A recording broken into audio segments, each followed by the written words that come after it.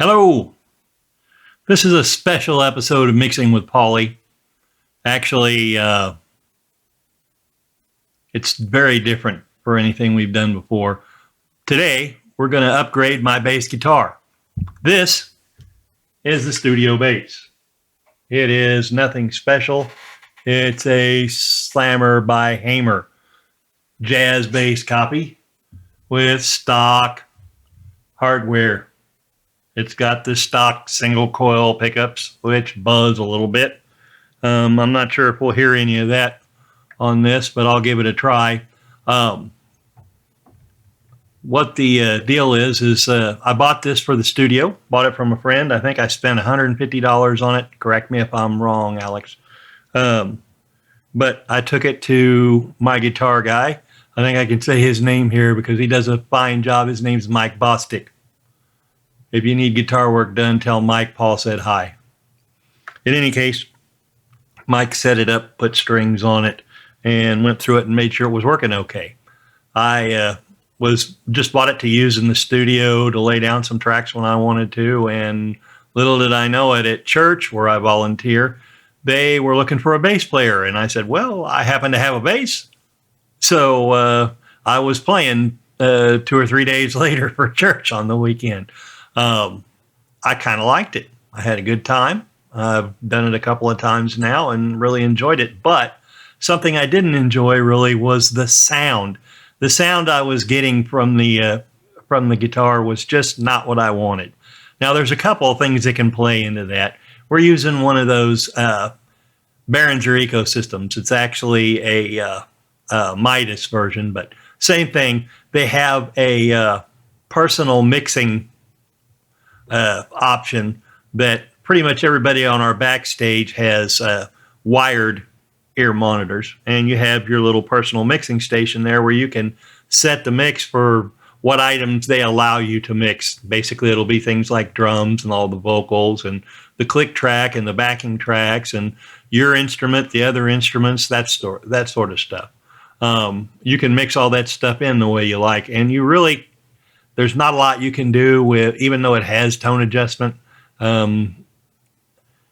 Others might argue with me, but the tone adjustment doesn't seem to do a whole heck of a lot on there. I may be using it wrong. I'm not quite sure. But in any case, I don't really find that incredibly useful. It also has a limiter on there. I think if it's on at all, it sounds like crap. I turn it off. And typically, I have to turn it almost all the way up or all the way up to get enough volume. Now, I know we're hitting the preamps at least hard enough, maybe too hard. But in any case, that's a little bit of an issue. But the bass itself just didn't sound full to me. It didn't sound rich and deep like I know it can. And I know that's because it's a cheap bass and it's got cheap parts. You know, I mean, what do you expect for the money? I think this sold for like $300 brand new. You know, I mean, it's not a Fender Deluxe or, an actual Fender American jazz bass. Those things would cost quite a bit more than that. But it plays, thankfully, thanks to Mike Bostic, it plays very well. It plays really well, actually. It's a shorter scale bass. I don't normally dig the rosewood fretboard, but it's okay with this one. I think that kind of helps to tone down the brightness a little bit, but I found it to be overly bright with the stock pickups. Now, what I'm going to do here today is I'm going to play the bass for you before I change all the electronics out. And I'm going to stop the cameras and everything and do the switch over. Now, what I plan to do is I'm putting a new set of Bartolini P1J L/S pickups in there. That's their dual, or I think they're classic dual coil pickups. And those are supposed to have a darker but a fuller sound. And they make up for the low end that the jazz bass, according to what I've read, typically seems to lack.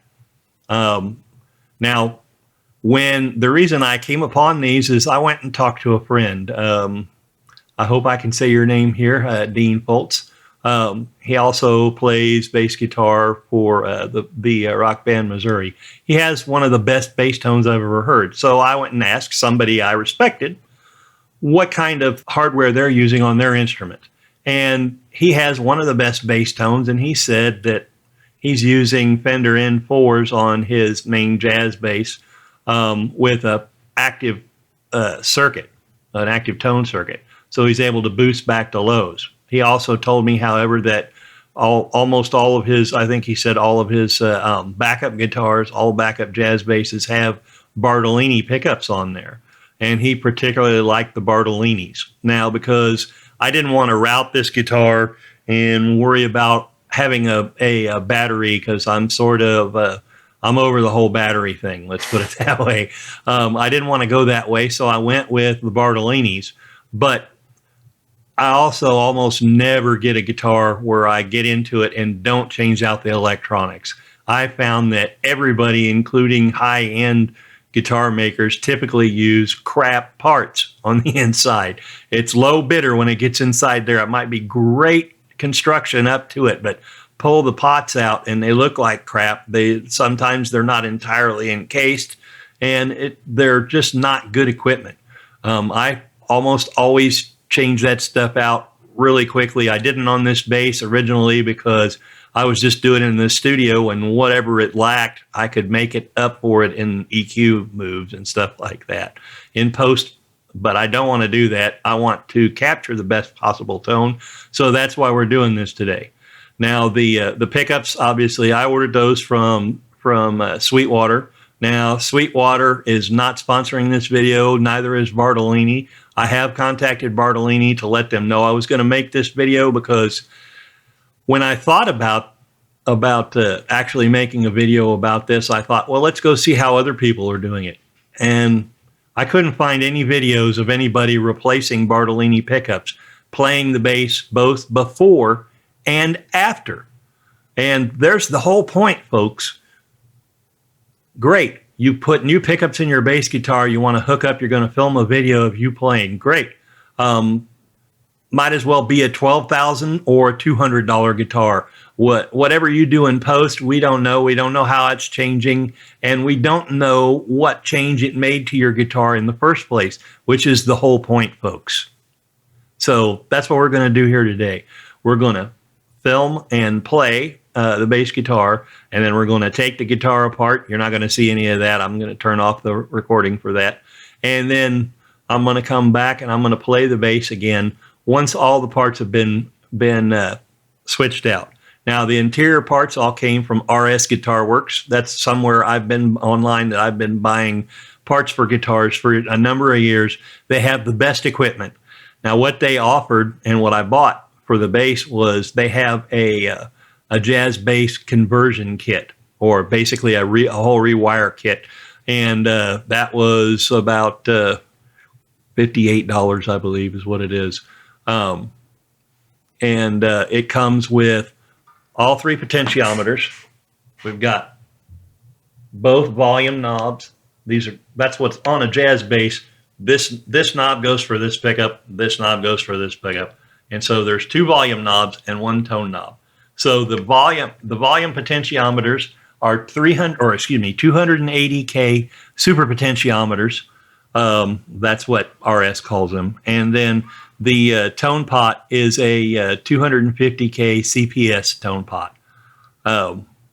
So that's about all I think you need to know ahead of time. I'm going to go ahead and play something, and hopefully it won't stink.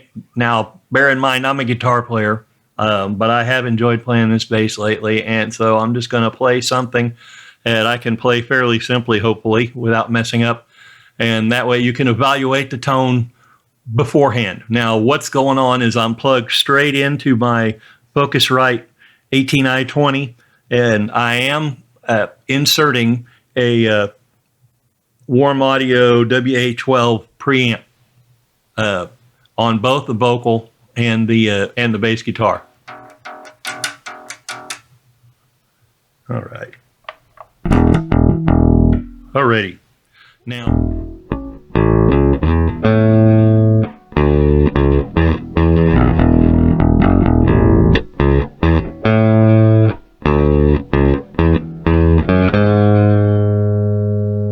that's just the bridge pickup, and with the tone rolled all the way on treble. Now we're going to turn on just the neck pickup.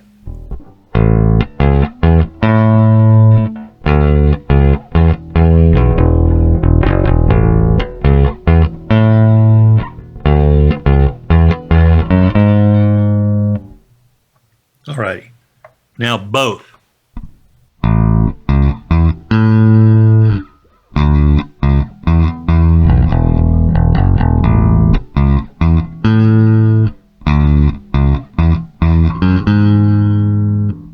Alrighty, now just the bridge pickup with the tone rolled all the way back, so all bass.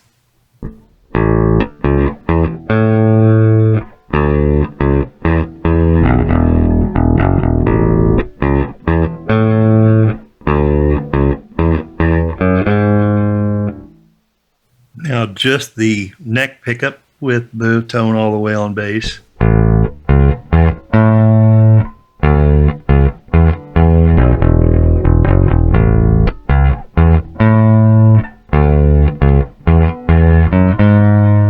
Now both pickups with the tone rolled all the way on bass.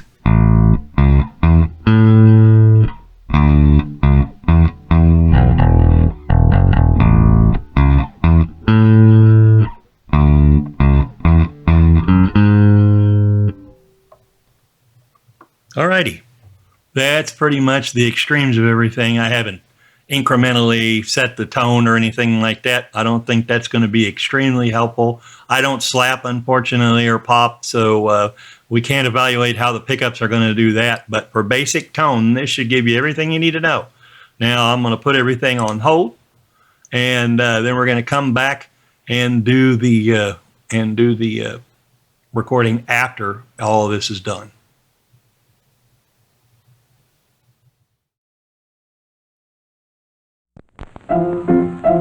Let's all go to the lobby. Let's all go to the lobby. Let's all go to the lobby to get ourselves a treat. Delicious things to eat. The popcorn can't be beat. The sparkling drinks are just dandy. The chocolate bars and the candy. So let's all go to the lobby to get ourselves a treat. Let's all go to the lobby to get ourselves a treat.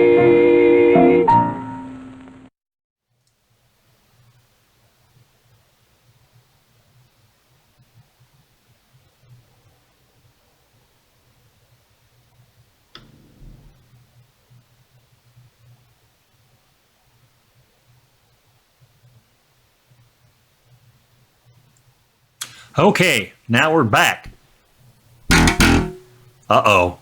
What happened? Uh-oh. We have new pickups and new electronics. Let's have a listen.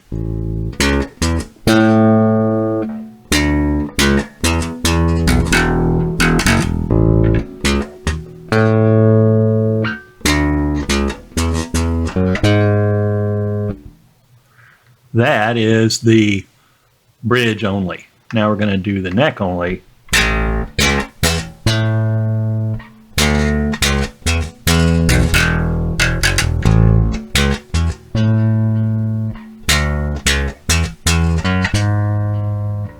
Okay, now we're going to do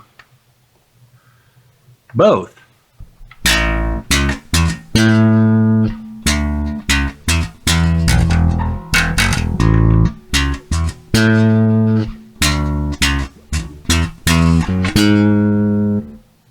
Okay, both of those have been with the tone all the way up. Now we're going to take the tone all the way back. This is the bridge only.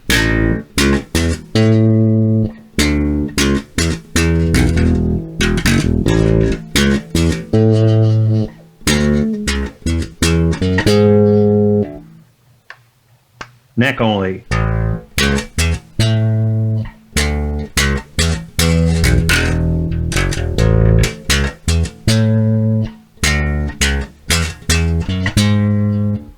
Both. Again, all the way on bass.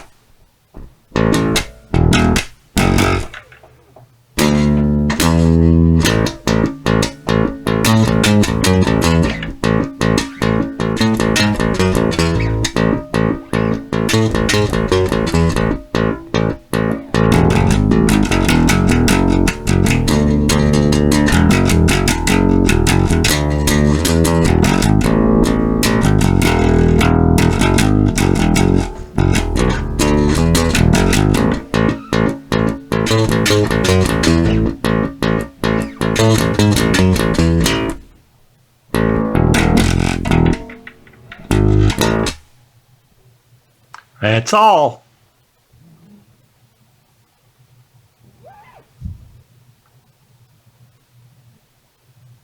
Now we're going to run some, at the end here, I'm going to run some comparisons. So what I'll do is I'll put a shot up of Reaper, if I can get it to do it right, and I'll switch back and forth. And I'll have before and after. And we'll just be able to hear now. They won't be lined up, time aligned, that kind of thing, but you can hear what's going on. You should be able, it's pretty much the same stuff, except I played the Crazy Train at the end there, but it's pretty much the same stuff, so you should be able to hear the difference between the bass before and the bass after. I'm hoping it's significant, because if it isn't, I just spent a couple $100 for nothing. So hopefully it does work just like I thought. Enjoy, and let me know what you think.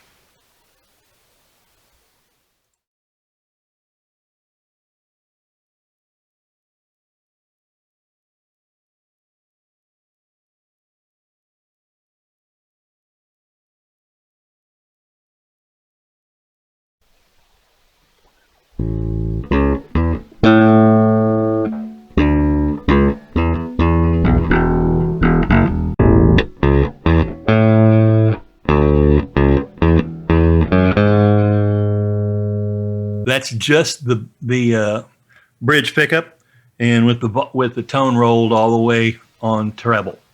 Now we're going to turn on just the neck pickup.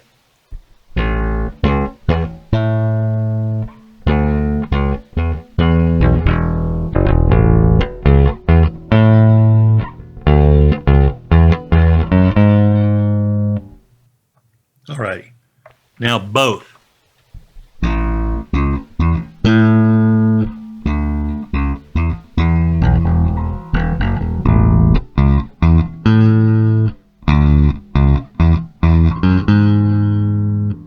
Alrighty, now just the bridge pickup with the tone rolled all the way back, so all bass.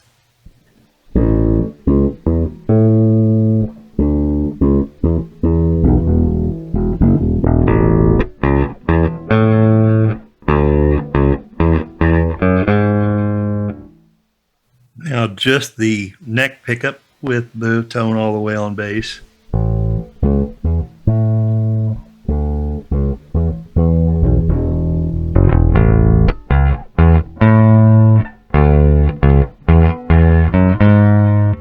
Now both pickups with the tone rolled all the way on bass.